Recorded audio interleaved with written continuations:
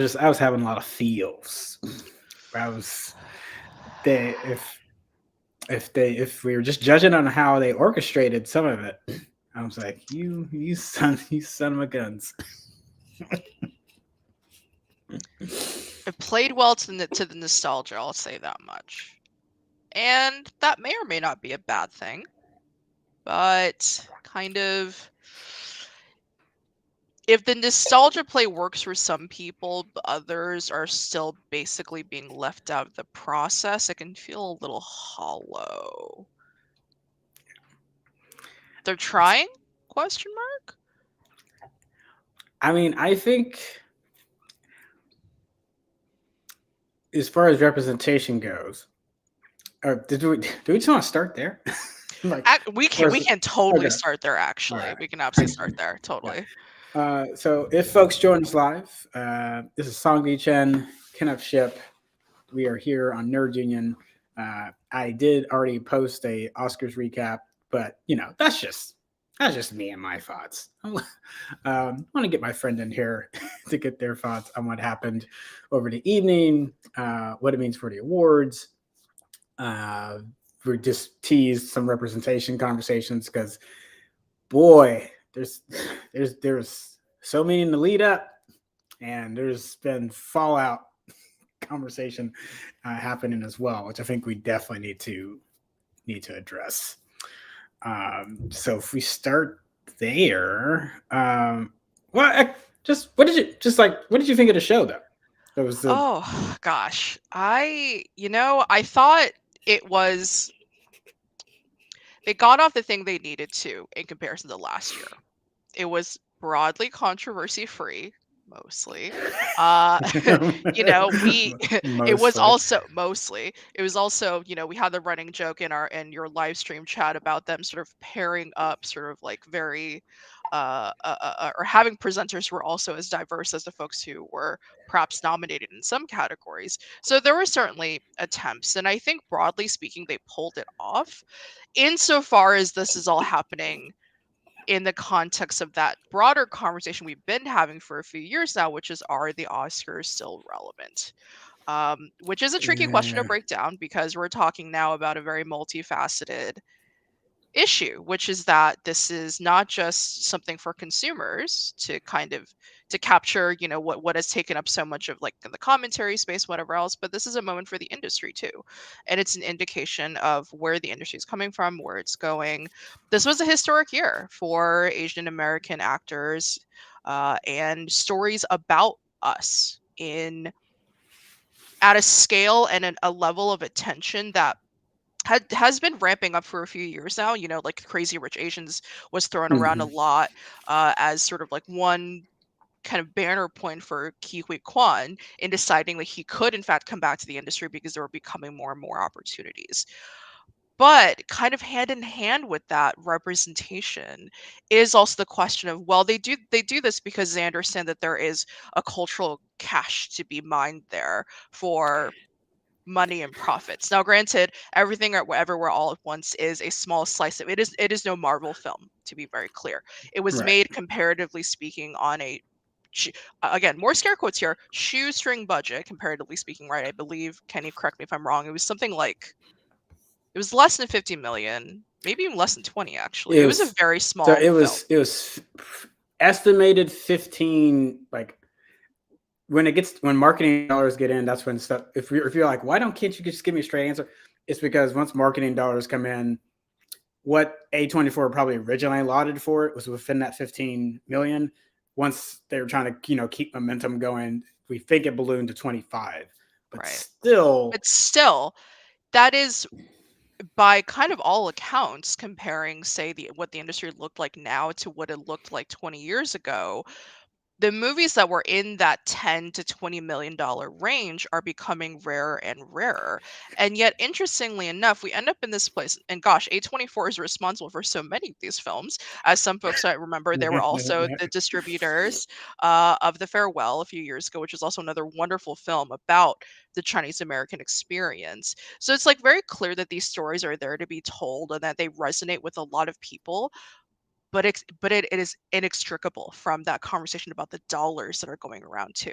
So Yeah. it's always difficult, right, to kind of nail down what exactly that all really means, because if the representation does come at a certain kind of cost, but that cost also has implications, right? I mean, Kenny, I think you talked about this in one of your kind of recent posts, which is that as much as we might downplay these awards in some ways in a cultural sense, in the industry sense, this directly translates in many cases to Yes. additional opportunities and more work for a lot of these actors. And it's such a rarity for someone like Ke Huy Quan to be able to come back and do this. We can't downplay the upswell of possibility and opportunity. He would have never been able to Exactly. do this without some people deciding to take a chance. So I am largely happy about the progress we have made, and also know that there is so much further we have to go and so many more conversations that we have to have about how kind of representation and the industry practices kind of go hand in hand, and what ultimately is going to get us to a better place where more varieties of stories can be told without the constraints of a Disney, of a Marvel, of a, now I'm just naming Disney Because subsidiaries, oh god. Ugh. you know. That's another conversation. What would have Black Panther Uh, 2 looked like if Disney didn't have a hand in it? Is all I have to ask. I'm just saying. I'm just saying. Just I saying. mean, because my biggest complaint with that movie is, man, if I could take the MCU stuff out and just let this thing breathe on its own, Oh my god. like people get mad at Riri Williams. I'm like, I never. I'm not gonna get a tangent, but I just like, all right, but she could have fit in this movie better if she had They just did been her dirty, allowed to man. exist They in did the her dirty, movie instead man. of trying to Yeah. be a setup for Yep, something else. absolutely. I And said for Everett just Ross, yeah. Yeah. Sorry, I've also been getting ready to. I've avoided talking about that movie, and it's yes. time to. It's There's just still some it's still on our stuff. to-do list. It's still on our It's to-do on list our to get to there list. eventually. Yeah. Yeah, totally, totally. Uh, I so I think to your point about there has been progress and but we still have ways to go. I think that's what rubs me the wrong way when now we're being dismissive of the awards. It's like um, they I mean they hold industry importance. We can get into a lot of that, especially the above the line awards. For folks that are not aware of what those are, that'd be your best director, best picture, and all your supporting and best actor actress awards in that. Typically, your above the line awards. Uh, and you got below the line gets more into your technical categories, which is still important, and that's why a lot of people lobbied to get a lot of those presented on Sunday because during the COVID year they're like, well, we'll kind of strip this down a bit, which sort of made sense. Just in like we need to get less people in this physical room, so it's like, okay, yeah, that's fair. But it also means they already knew who was going to get cut. Like it was like, all right, it's going to be the technical departments, and it's like, Not great. Not great. Not when the public at least is becoming increasingly more aware of how important those technical and kind of pre-production artistic departments are. Like a lot of films are make or break depending on how those are executed, and those folks deserve recognition too, just like how a lot of the stunt work should get more recognition. That is also another conversation we will probably have another time, but heavily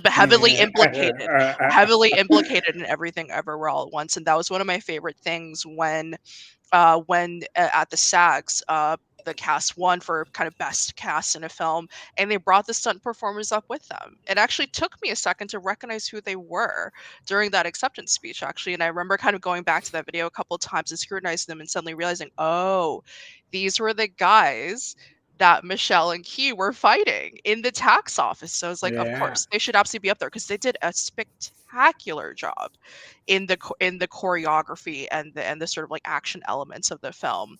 Like they nailed that part. So I'm sorry to actually get on a tangent now. I promise it'll take less than 2 minutes. no, Um, go ahead. but one of the wonderful things about all the kind of creative homages that Everything Everywhere All at Once made to this kind of all these different genres of film was just how much care was taken in the execution of them. It wasn't sort of like your kind of like throwaway reference, which I think in recent years has become a more popular thing for film to do. And I don't disagree with it. I think it can be a way to connect with your audience more, to remind them of something they loved when they were younger. And that's all fair and good, but you have to do it right. And the fact that Mhm.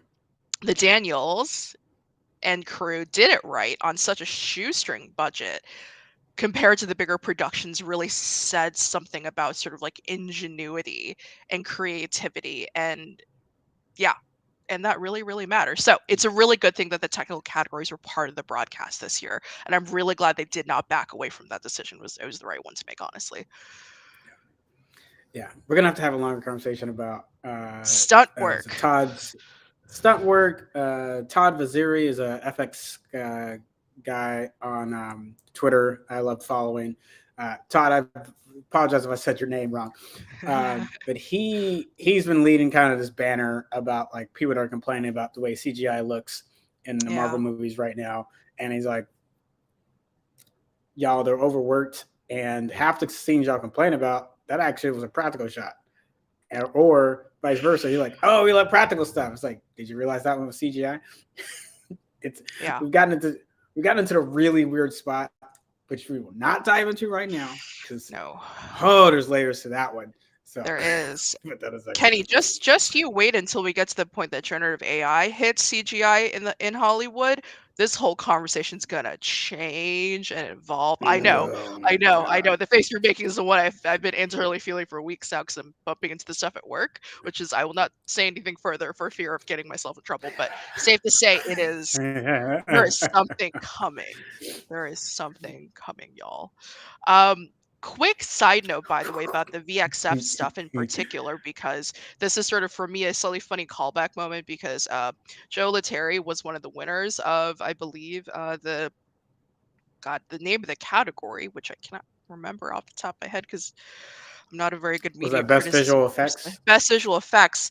Joe Lettieri is part of Weta Digital and Weta FX, which for those of you in the audience who are Lord of the Rings fans, you might recognize as the production house that Peter Jackson founded during the making of the original trilogy in the 90s. And Weta Digital is still around today, and they're actually responsible for pretty much all of almost all of the major CGI you see in films in Marvel in particular, and Avatar lately, which is what they Yeah, won for this year, was done by Weta Digital. So talk especially the about last two Avengers movies, particularly correct. with Hmm. Thanos as modeling. Yep. You got So some good commentary on that. It's really yeah, cool. you want to talk about like building a lasting business in this industry in away from what is arguably the hub for this stuff stateside is genuinely impressive. Genuinely impressive. Joe Lettieri Hmm. won an Oscar for his work in Return of the King too, by the way. So just like they know what's up, As he should. Well but deserved. truly well deserved. But Kenny, as you alluded to, they're now operating in a very, very different environment than they did 20 years ago. So Yeah. Oh boy. yeah, Yeah, we're gonna. we're gonna get to that. We're It's, gonna get to yeah, that. yeah. Come back to that. So. Okay. Where to get into? Um.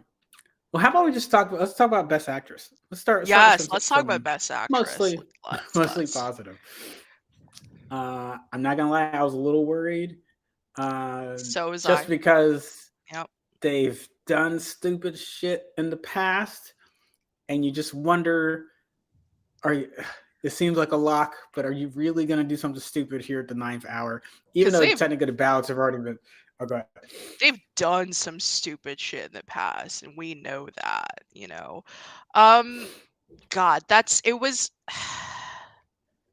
in hindsight, it was a lock. I think that's the kind of funny thing about it. In Yeah, hindsight, it was a lock, and yeah. especially throughout the award season, as momentum for Everything Everywhere continued to build, you really started to get a sense that something different what's happening here, right? This isn't just the indie movie that became an indie darling. This is the indie movie that became a nationwide darling, frankly. Yeah, yeah. So it's which is a little unusual, right? Because like both the actual subject matter of the film is bonkers, you know, but it's also, you know, an immigration story. It's an immigrant family story. It's a story about a mother and a daughter. It's a story about surviving when when you have achieved so little, seemingly. Mm. Um, and so it's kind of like for all of those reasons, this is an unusual film to have got here and an unusual role to kind of because yeah, as you say, we're kind of more used to sort of the kinds of roles that Kate Blanchett played. You know, Lydia Tarr is, pardon the phrase, It's a. Kate, I love you, but that's classic Oscar bait. It Classic is. It Oscar is. bait. As soon as I heard what the movie was about, before I was like, ugh. I was just like kind of groaning and moaning about it. Um, I was like, and that's the. I know people love the Fablemans and Dan Murrell on over in his channel raved about it, and I'm like, eh, eh. I just that's not that might seem like I'm knocking Spielberg because I still really love Spielberg. That's not what it is. But the movie is just if okay, if we put Oscar bait in a category of specific roles typically or biopics that are seen very geared towards Oscar voters, Fableman's is such a point back to Hollywood in this way that La La Land was, The Artist. You kind of like go down the list. That you're like, Hollywood loves stories about itself. Who doesn't, frankly? so one of the greatest celebrated directors doing a mini sort of biopic, but not really, kind of off of his life. Like, oh, A fictionalized okay. autobiography. Like, Yes, yeah. it is crack for the Academy, you know. So it's interesting that it got zero wins on Zero. Sunday. That is a bit of a surprise. It's a bit of a surprise. Sean You know, Williams went home empty-handed. 90 years old. 90 years old, that dude, which is like, you know, at this point this is the cherry on the top of the cake because like he's had such an illustrious career. I find it difficult to imagine that his legacy isn't completely cemented, you know, Yeah, even yeah. without this win, honestly. So it's sort of like it's consolation prize is not the right word to say here. That's not what it is. But it's kind of like John Williams and Steven Spielberg are not in need of capstones to their careers. Let's put it Yeah. that way. So they're they're They're fine. fine. They're They're fine. fine. I will say, like Harrison Ford being up there to give the best picture. I'm not trying Yeah. to necessarily shift from best actress, but I want We'll to say this shift while around. It's fine. but I It's want to say fine. this while I'm thinking about it with Spielberg. Yep. And I think from an interpersonal level, it's great that they're there supporting. Got a really great photo of Brendan and Ki Kwan Yeah. going around, like, great. But when you think about the 30-year gap for Ki, it, as much as there's Hollywood not necessarily providing the roles, some of this, like, now coming around to hug him. Now, I'm not trying to speak for him. He could definitely say, like, no, it feels genuine to him. Like, and I don't know what their data year to year, day to day kind of life was. Maybe they kept really good in touch, but just never a role, could be made for him. Maybe that's true. But sometimes I'm seeing this happen on the stage, and I'm kind of like, Spielberg, what did you couldn't have thrown him anything? I mean, and he shot a lot of movies since then. A lot. Damn near over 20 movies since, like, I might be missing something. It might be more than that.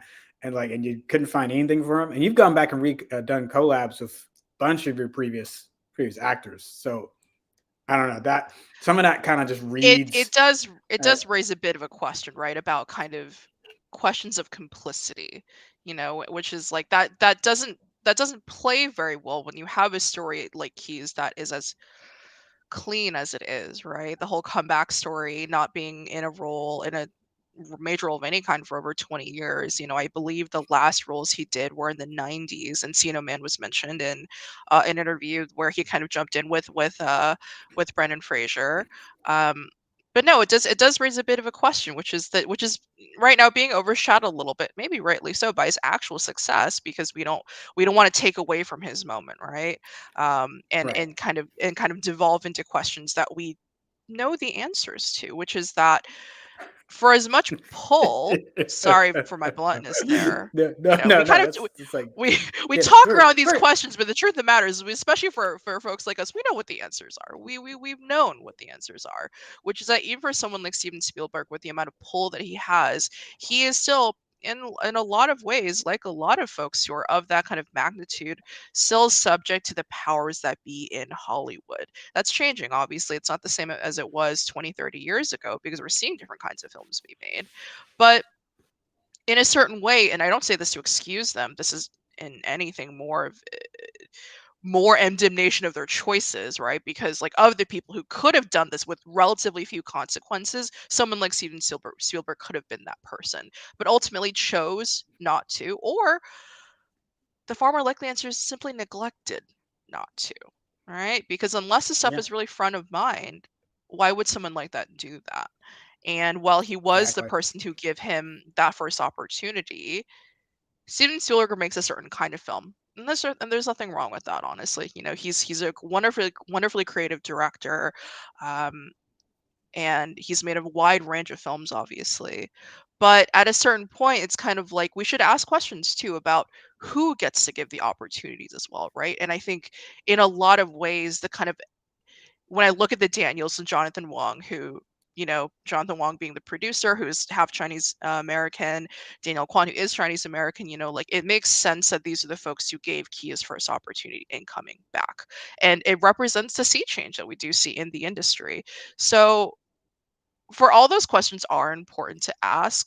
Maybe, and it's not like just let don't let those questions detract us from also asking who ought to be in the positions to give those opportunities at all, because Yeah, that's important too. yeah. Uh, I think that may be where the Oscar voting, as far as nominations and who's going to win going forward, is getting interesting. Um, Yes. because I want to go back best actress and then eventually get the supporting actress because I think we gotta get We into gotta have that. the conversation. Uh, The elephants in the room.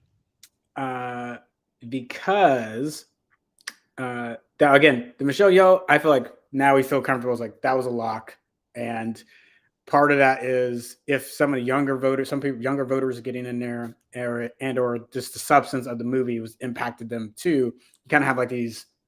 You got a change happening in the culture.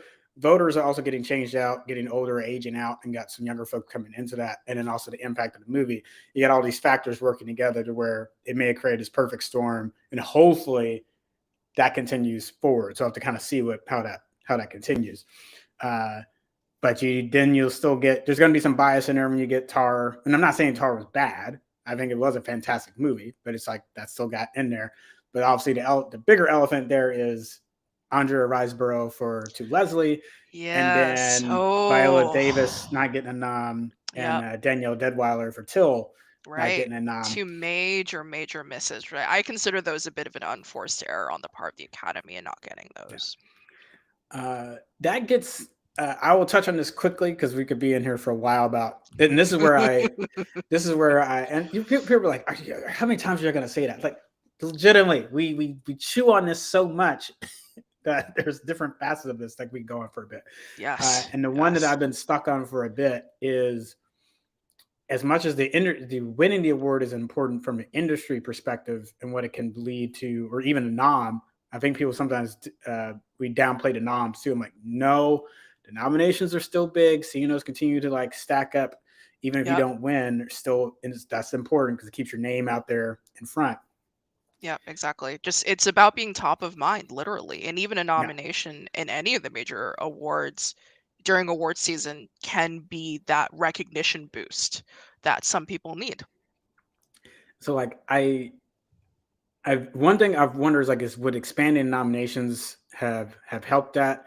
Uh, Mm, but the other thing is like should Andrea have not tried to advocate for herself?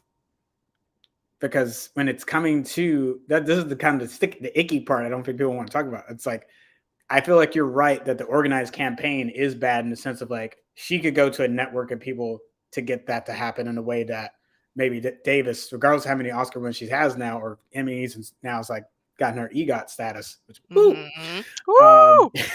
it was like, but even with that, she may not have the pull or to have the same voices in the same rooms, so to kind of rage that campaign for her. So it's kind of one of these things of like, I think an actress should definitely be able to advocate for herself, but there's a difference when who comes to bat for you. Yes. It's like Yes.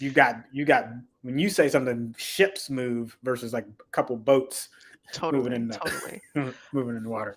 And as an interesting point of contrast, Everything Everywhere also rode on a wave of word of mouth to get to the point where it did, honestly, because I remember that period last year when it was first, I believe, limited distributions only. It was not in widespread theaters as yet, but I started hearing about Right. it and got me interested. And I went to go see it and lost my mind and cried a lot and thought, "Oh my god, wow, this is partly my life being depicted on screen. Holy shit, that's incredible." Excuse my French. Um, and then I No, talked about it to everyone who would listen. And so, when we think about quote unquote grassroots campaigns for these nominations for certain films, for certain productions, or certain people, where is the dividing line between what Andrea Riseborough did and what happened with Everything Everywhere? There is a critical difference, I think. And as Kenny alludes to, there's one thing it's one thing when you are a small indie film kind of breaking through in the conversation because you're doing something new and fresh versus pulling in the whales, let's say. Not in reference, right. obviously, to the film The Whale. It's different. That's also a completely separate conversation. But it is a real question because we talk so much about relationship building, right? Which is so important in any industry and any community is building those relationships. But at what point does the relationship building then turn transactional when the voices are loud enough or well known enough? And that's a really tricky thing Yeah. to solve for. I don't For all the drama that happened around Andrea Riseborough's nomination, I think I can kind of understand some of it. I don't pretend to know what these stars were thinking, the ones who kind of backed her up in that kind of grassroots campaign in the immediate lead up to the nominations. But I am willing to believe that I think. some of them. Sorry, go ahead. Oh, go ahead. Or I, sorry, what I I'm was gonna say willing real to. quick though, it's like it's so many people didn't see it at the Yes. time before like there's so many Hadn't few even reviews heard on. about to Leslie until the whole news bit came up, which is his own kind of like slightly cynical take, right? Which is that like, oh, this may have generated a little bit of drama about her nomination, but it sure got people talking about that movie.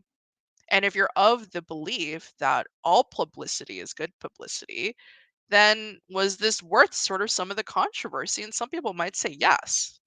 I don't know. Because it makes you wonder. God, yeah, I might. There's so much more we could that could be said about I, that. That could be well, said maybe about I'll that. bring it into like a succinct. Is that the reason I find the conversation on is she allowed to campaign for herself, knowing that like the difference of like you have ships versus boats, or if it's like the difference of having a massive PA system versus bullhorn, like um, is that because these are industry awards, there's also this. I think people sometimes take the wrong takeaway from the winner.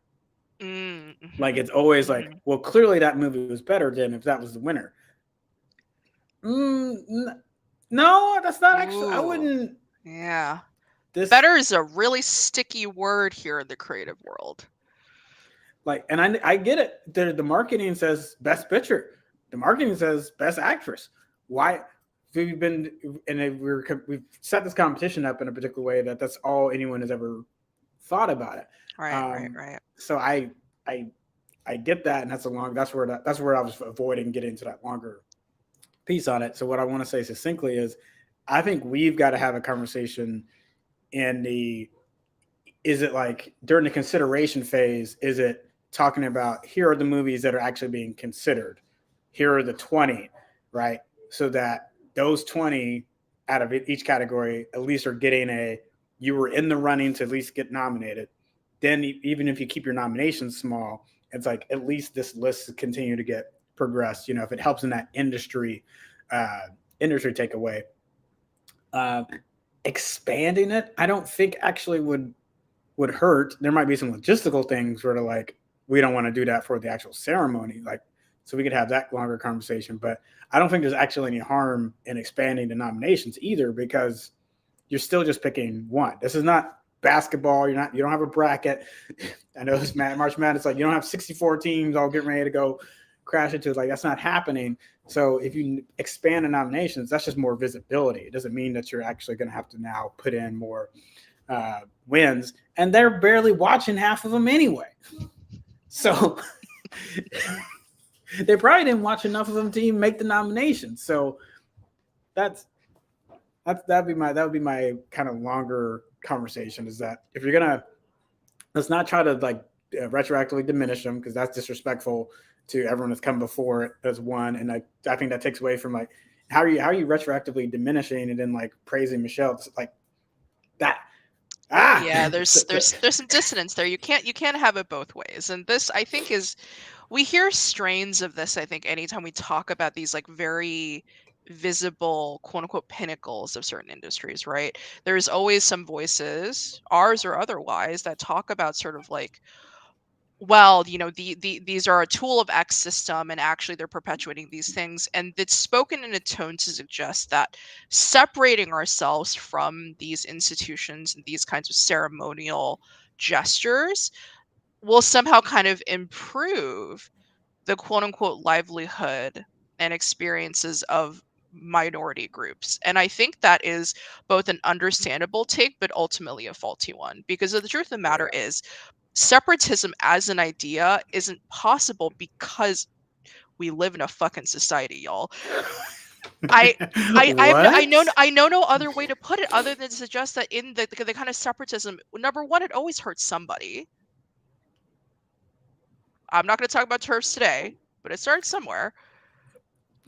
And number two, the separatism does nothing more to actually get us better results and better resources and better lives.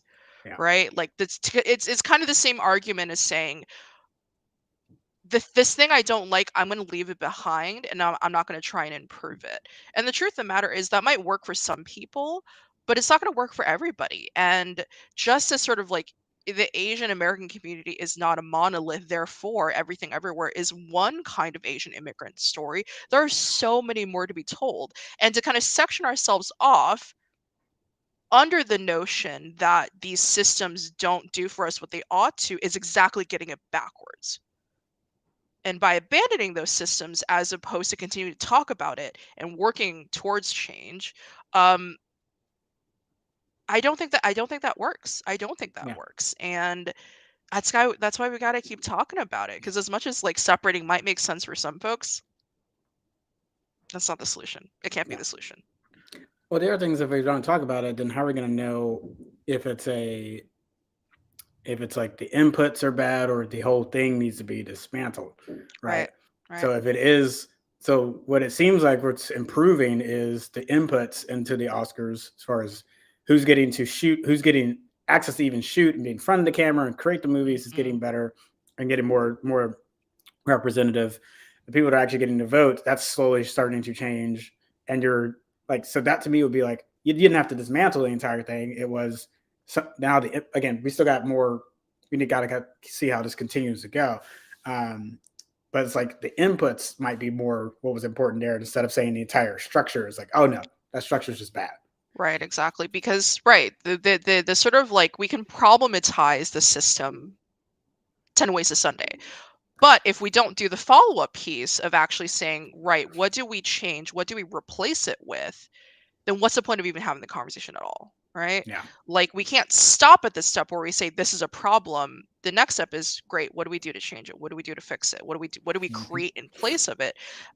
And I get it. That piece is a lot harder, really, because trying to imagine a new future as opposed to critiquing the future that we might have especially in our day and age right now. There's a lot of cynicism and despair going around. Very understandably so. These are difficult, historic, traumatic times we're living through, and to try and think about creating is really, really hard. And that is, to me, the ultimate kind of beauty in what they did right this time, which was in recognizing, I think, the sort of possibility that a film like Everything Everywhere offers. Like, for some folks, I understand that, it's like it's a little bit of a fairy tale insofar as kind of like that moment at the end in which Evelyn actually apologizes to Joy. That is not something that a lot of immigrant families or immigrant children like me will ever actually experience, because that's not the way our culture works in some ways. So in that sense, it's a little bit of a fairy tale. But the vision that the film authors, especially I think in Wayman's POV, which is that choosing goodness is not out of naivety or out of ignorance, but it is an active choice to make to survive, is one way to envision a new future, I think. And that's so cool and that's so important. And that is exactly why we're doing this, is so we can imagine a different and better future if the present we have right now is still not exactly right. So Yeah.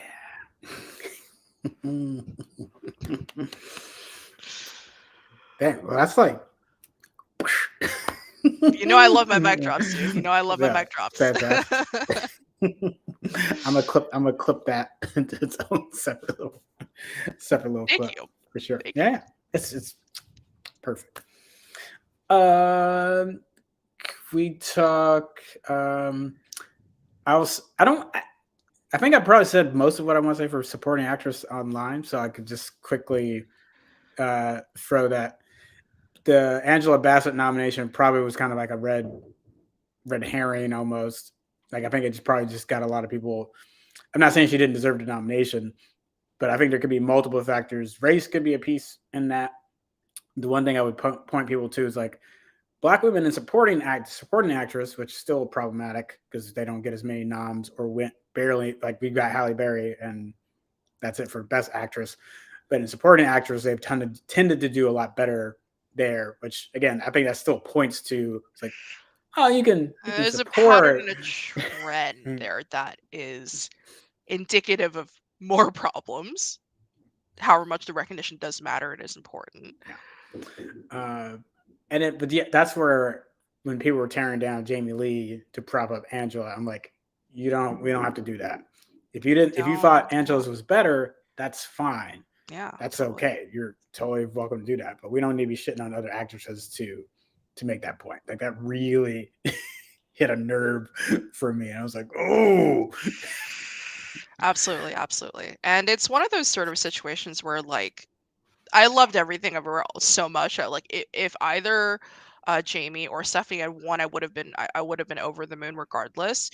But it did, the kind of all the criticism around that did reveal, I think, an interesting way that we think about these awards is a little bit of a zero sum game, right? I think, Kenny, you summed it up so well in your post, which is like, ultimately no one is going to be not everyone's going to be satisfied at the end of such a thing, when there is only kind of one person that gets chosen, as it were, in that process. And it puts us in this kind of really unfortunate place, because while, like, someone like, Jamie Lee Curtis did do a wonderful job her in her role and Everything Everywhere, it does really sort of beg that question, right? Where, like, there are all these other nominees in this category that are just as deserving, if not more.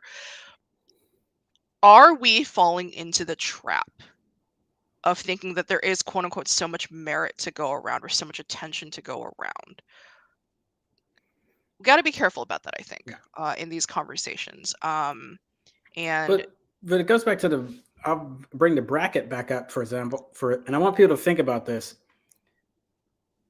If I were going to direct a movie, I don't set out and say, what script is going to help me beat someone else's movie.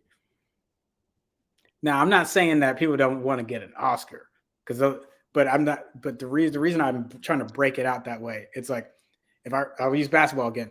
If I'm going to go play someone, I'm like, what is the specific thing I need to do on defense or offense is going to beat that person?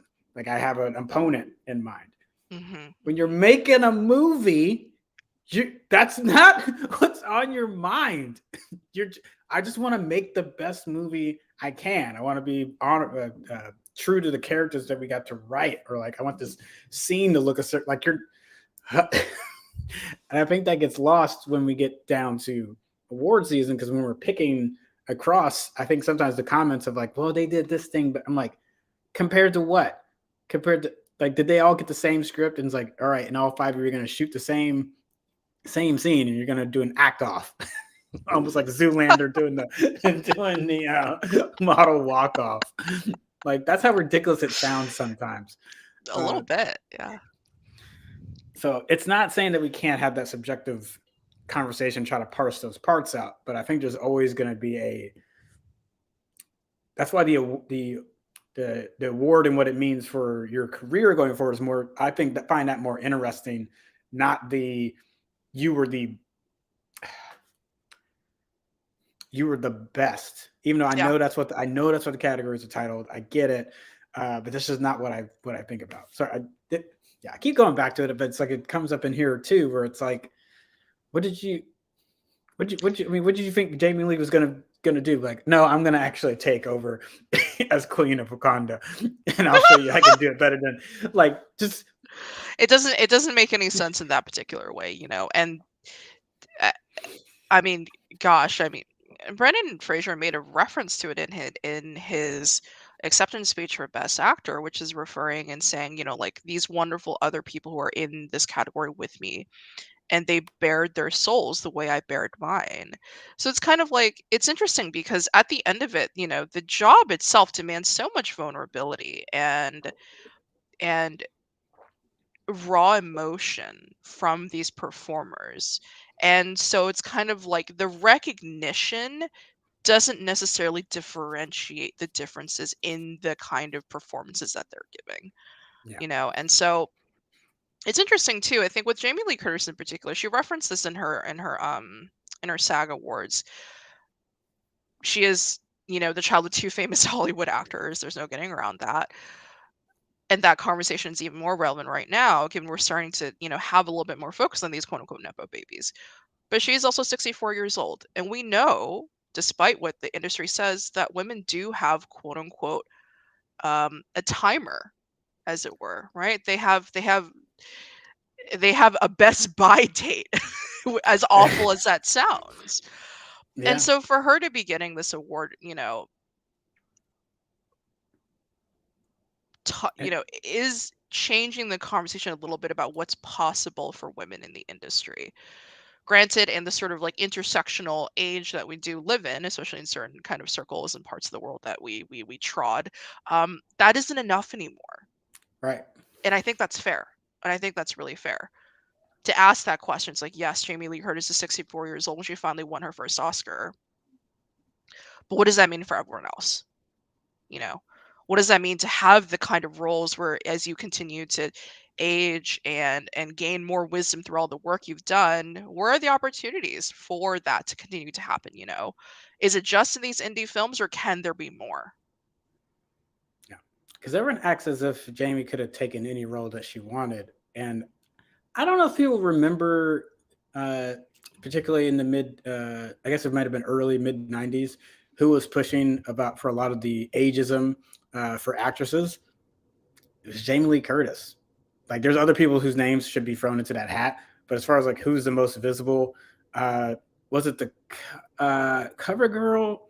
Oh, I'm blanking on the magazine where she had to make it. It was like the makeup off photo Oh, or the non-touch you're up. right. It was Like that was a really significant moment I somehow forgot.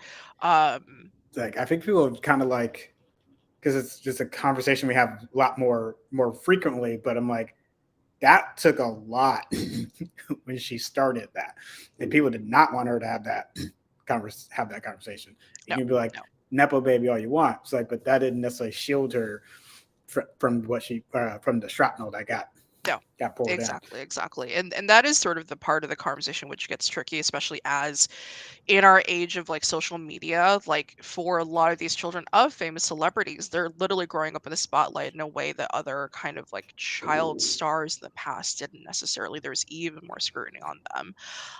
And where exactly the line is between having been given extra opportunity or resources against are you good enough to do this is a really real question, actually, because being a nepo baby on its own is not enough for someone to succeed in entertainment writ large.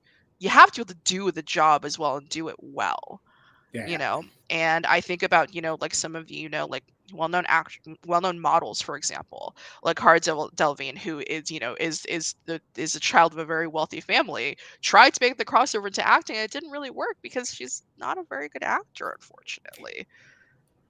Sorry, Valerian and the yeah. and the and the and the Sun Being a Thousand Planets. Sorry, I don't even remember the name of the film. It was so bad. I think that movie had other problems.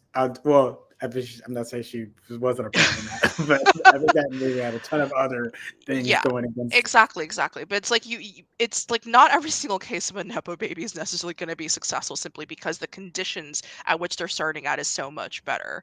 There has, like at the end of it, they do have to prove that they can do the job. Yeah. So that is like writing off someone that way. It might sound make for a nice, sound bite online on Twitter or elsewhere on TikTok, but that's not the whole conversation really. And we Yeah. kind of do ourselves a disservice by not having the rest of the conversation. So keep Mm. having it, y'all. Uh, do you want to talk about All Quiet Oh, on the let's Western talk Front? about All Quiet on the Western Front. I promised Kenny before this stream that I would not talk too much smack about All Quiet on the Western Front, but it did strike me as a little bit odd for a couple reasons. I have very interesting memories of being in middle school and hearing about this book for the first time, because it is a book written after World War I Mhm. about sort of the experience of like trench warfare in Europe, right? Um, and I remember at the time that the allure of the book had nothing to do with its subject matter and everything to do with the fact that it had been banned. Now to be clear, I in my memory, 12-year-old Sandy does not remember who banned the book and for what reason. It was merely the allure of banned material and being curious, like, ooh, why was it banned? Now, sort of a tiny bit of history lesson for folks. So All Quiet on the Western Front is in some ways a bit of an sort of indictment of what kind of post World War One Germany was trying to do, which is kind of portraying themselves as like noble German soldiers whose like ultimate goal was was sabotaged by the Jews that unfortunately led us directly into World War II. But this book was trying to refute some of that argument and pointing out truly, like war is a fucking meat grinder, y'all. And the Nazis banned it because of that, because it ran counter to the vision they were trying to direct for Germany. Now, the truth of the matter is, if you actually, I think, ask around, especially among sort of war historians and anthropologists, they will tell you that for the fact that it is an anti-war story, it's not even the one that merits the most literary attention, frankly. My friend basically quoted as saying, I don't know that it would even be top 50 or top 100 for him. There are so many other books and novels and stories out there that make a critique of what the two world wars were like that are more worth our time.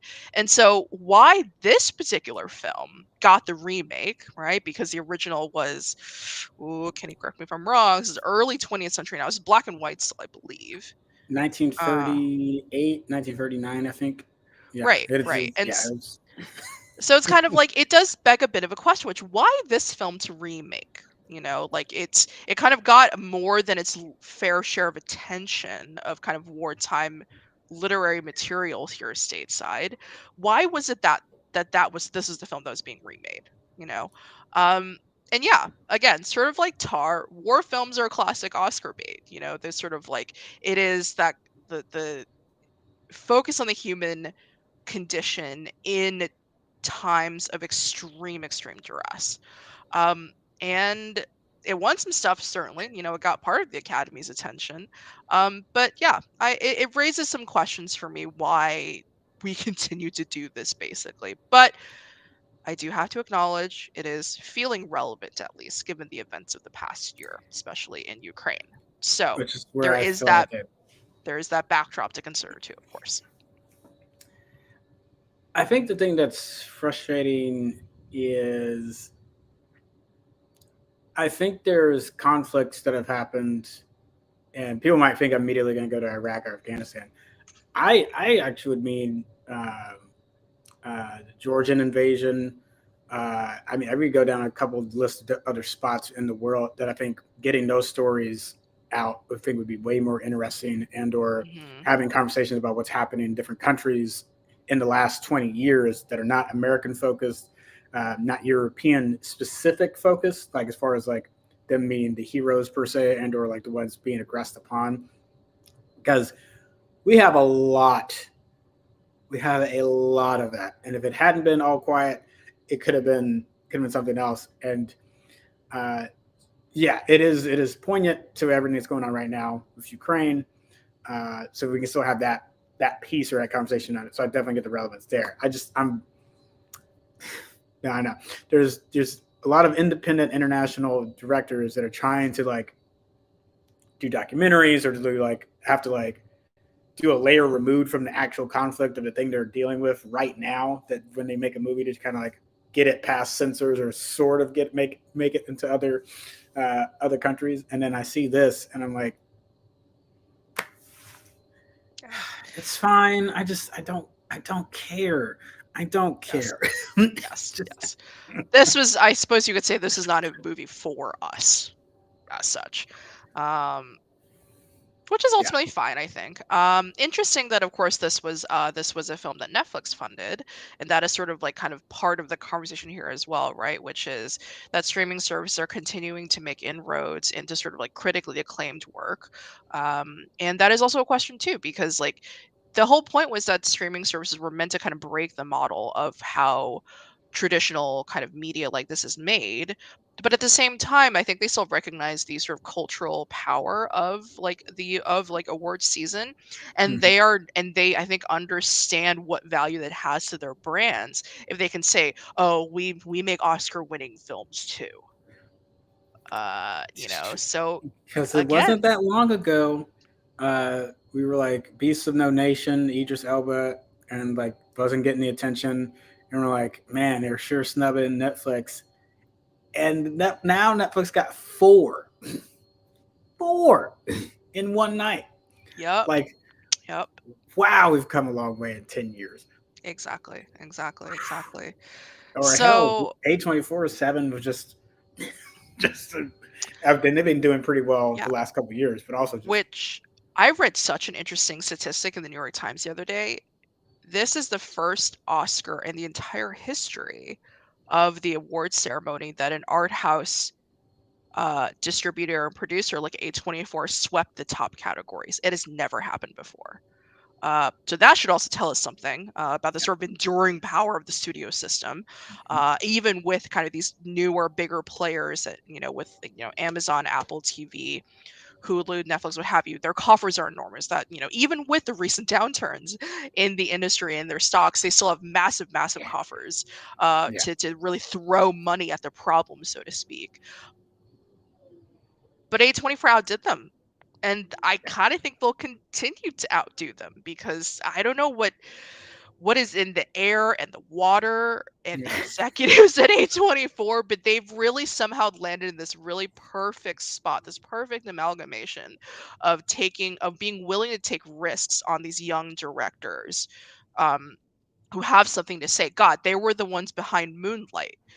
Genuinely, I think one of the most incredible films of the last 2 decades, and I still tear up just thinking about the film, right? Like, can you imagine a major studio taking on a project like that? I don't know that I trust a major production house or studio to do that well, to handle that subject matter as sensitively as the final film actually did. Like, and I will do one correction. I apologize. 9, because I forgot the whale was A24. Yep, So that's 7 right. just for everything, but then whale was also A24. So their total count would be 9. Yep. Um, and I'm going to say something real quick for folks that are big horror fans, but this is A24 related, is because T West, when he did Triple X, basically pitched to them like, hey, if you let Mia Goth stay around and give me a couple more actors, I actually have a prequel I can do to this, which ended up becoming Pearl. And that is one, a smart on T West's part of like, hey, I got another story and I can just go and knock this out. So once we get done with X, it's going to be on the same set, but we'll kind of like have to like age it back down to the time period. It's like, and and they're like, cool, yeah, Sounds sure, good. why not? That is that is that is insane. That is that is like 1920s talkies insane. Or to just throwing movies together, like not having a script, running pages from the writer's room to the stage, crazy. Like, and you're right. Like, I don't know. There might have been some studios in the past I might have felt were gonna, and then they didn't end up doing it. Um, it almost feels like late '90s, early 2000s Pixar, but just like as far as like the brain Mm, trust, but they're willing to even go like kind of a whatever little a more out there. little more out there. But Yeah. whatever the quality control they have, or like the way they pick stuff. Um, yeah, I kind of think of it in that way. It's like they're got a Pixar esque way they pick stuff, but then they're willing to like really let some projects. So they're continuously picking some great stuff, but also like try it, try that thing. We'll Yeah. support you as best we can because we don't have unlimited coffers, but we'll do what we can. We'll do what we can. Yeah, definitely, definitely. So I look forward very much to kind of what they can bring us in the future, and I have hopes that sort of like we get more like Neon is another distributor producing house that has I still need to watch Portrait of a Lady on Fire. I swear to God, I am so behind on my queer films. But no, I'm hoping Neon kind of brings us some really great stuff as well because I think traditionally, the sort of like labels that have been known for this kind of independent work, like Focus Feature, Searchlight, are at least to me, anyways. I feel like they haven't quite kept up with the sort of vanguard of of younger filmmakers who I think know how to speak to kind of millennials and younger in a way that some of these kind of more Yeah, mature art houses don't really know how to do. Which, God, fair enough. Like, how much has our world changed in the last 20 years compared to the 20 years prior to that, right? Like, yeah, the changes have been fucking tremendous, and I don't know who could keep up with all of that actually, in terms of trying to be kind of capturing that zeitgeist in the works that they actually produce. So no, I'm very excited to see what 824 does. I need to go see Past Lives soon. It looks actually really, really lovely. So we'll talk about this more. We'll yeah, talk about yeah. this. Okay. I guess some quick things. It's not that I don't want to talk about Brendan, but I'm still wrestling with my thoughts. I did not. I've watched The Whale. I did not review The Whale. I've been torn on how to make my comments on it.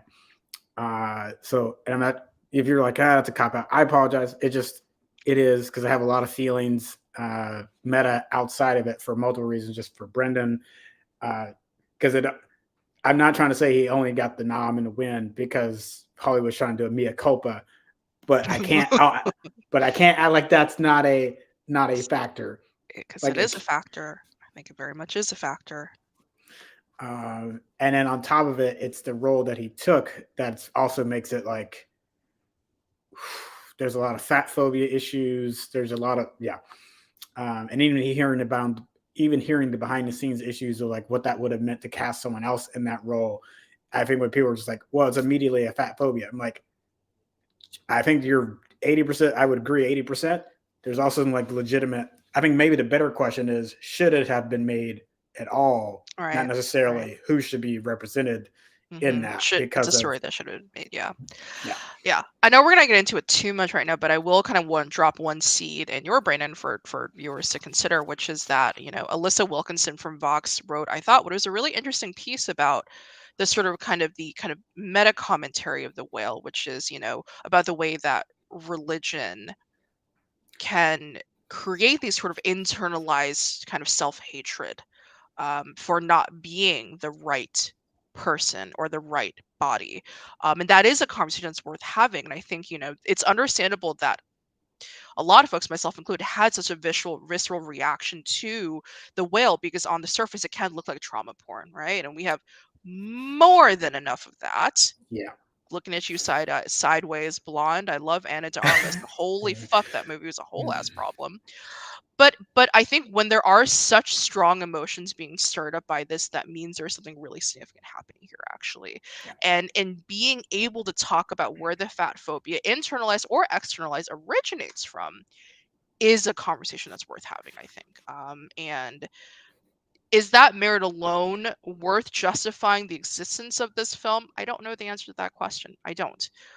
But that we can have it because this film does exist is an upside I will take. So, Yeah. yeah. What? I guess 2 more quick hits for me. Because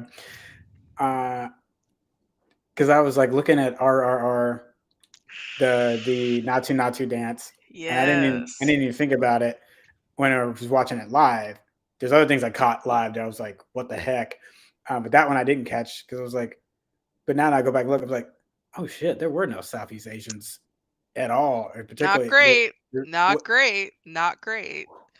There's come also a separate on. conversation about sort of the casteism in that film, which I do not feel qualified to speak upon because I am not a person of that background. But yeah, it's in the broader context of where India is at politically, RR does also present some kind of other questions that, like, if you can bring in the right person to talk about it, very worth expounding upon, I think. So Because there's also I'm blanking on the other Hollywood or the other film industry in India. Because there's the Bollywood. Bollywood's what a lot of people think about, but yes, a lot of Tollywood. yeah, thank you. Because a lot of more of the dramas or some even the action movies are coming out of there, where they're trying to ground it a bit more. And that's not saying like that's not the only distinction, but that tends to be one that's kind of pretty significant. And there's a whole ass conversation in there as far as like what we choose to pick out of that to be like, this is what we're gonna Yes. enjoy, and you're like, Yes. but Yes. there's all these There's all other. this other stuff. Again, kind of back to your question of like input. What gets to be input? So uh, yeah.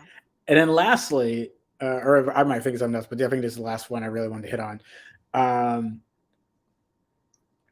If you're gonna bring the technical awards back, and we're getting more represented, that's great. That's awesome. Did you? Why is it every time a woman, and particularly a POC or particularly Asian woman, got up to speak, as soon as the next one tried to get up, They cut her off. and I'm like, Not great. if you don't, oh my god, Oh, you're hurting yourselves. that was These are also absolutely an self-inflicted. unforced error. Absolutely another unforced error. For folks at home who aren't sure what we're talking about, this was for um, one of the shorts. I believe this is Elephant best Whispers. documentary short. Yeah, which is the Elephant Whisperers, and this was two Indian women who did this film. So it's kind of like it's awkward. I understand that they have to stick to a timeline, and the ceremonies are already really long because of how much needs to be covered. But at the same time, a little bit more sensitivity would have been really, really great. Something Yeah. to keep working at. Something you gotta keep working at. So it's just, the stage manager, someone need to just interject. Like, hey. Do not cut this woman off. And she kept shouting to the front row. Good for Like I was her. She like, just I kept was like, going. I was like, good for you, ma'am. That's mhm. right. You don't let them put you down. It's not necessary. Yeah, I think those are kind of the bigger. I think I have my big thoughts, questions Yeah. out of the way. Those are my little issues Yeah. there. Yeah. I will say real quick about Kimmel. It was fine. It That was was fine. there were some jokes that I appreciated him punching at the crowd. It was kind of reminded me. I know Ricky Gervais has gone off the deep end into like not into like yeah into almost like libertarian comedian bull crap. But back when I liked back when I liked Ricky in his Golden Globe speeches, I always appreciated him putting a pushing back on power in that room. And Kimmel to that degree, but there were some where it really caught my ear. I'm like, did he write that, or someone did he sign off on that on their own channel? That ooh. So there it was fine. Yeah, you're right. It was just but I want to give credit to there was a couple ones from like I wish you had leaned. If that had been the whole show for whenever you came on, that it was more of that, I would have been like, yes, big applause. The unfortunate truth is, the reality is probably that was the about limit that of those kinds of jokes he could put in the show, whether it's him or the writing or whatever, whoever came up with them. You know, it's the Academy that can't be that self-aware, Kenny. Otherwise, it might actually implode. But yeah, no, I think I also covered all of the points I wanted to talk about. There was a lot. It was a pretty historic year, all things considered. So. Yeah. So we'll keep our eyes peeled and eyes peeled. Oh man, I think people were safe because I haven't seen anything come out yet that I think we have to be like on Oscar watch for already. But you never know. The industry is hopping and raring for it. So. Although Jonathan Majors is getting really good play for Magazine Dreams at Sundance, I did not get to see it. Unfortunately, it was sold out by the time I was getting tickets and stuff. So I'm gonna keep everyone's talking about Kang and Creed Free. I'm like, but he might have something in Magazine Dreams. Just I haven't had a chance to watch it yet. So I'm curious if that'll take off. Definitely. Cool. 95th Oscars. We did. Oh wow, we went that long. Happens. You and I always you and I have a lot to talk about when it comes to this stuff, Kenny. I don't think that's a bad thing. So not a bad thing. Not bad at all. Well, thank you for joining me. Thank you for having me again. Well, I'm sure we'll be back soon enough to talk about some of the things we alluded to earlier. Like you said, there's many other conversations to be had about some of these issues, and we will get to them. We'll get to them. Good to see you, Taryn. Thank you for. Oh, and she brought up at least one POC minority represent. Yeah, they actually were alternating who was coming out presenting pretty well, which I think was, at least from like a visual representation, was cool. So yeah, I kind of like that in the start of it. Definitely. Yeah. All right, we're gonna hush. We're gonna get out of here. Let us know what you think. Post some thoughts here on this video, wherever you may be watching it at, or you can always jump in Discord and chat to us. And until next time, we will see you. Peace. Bye. And then a string.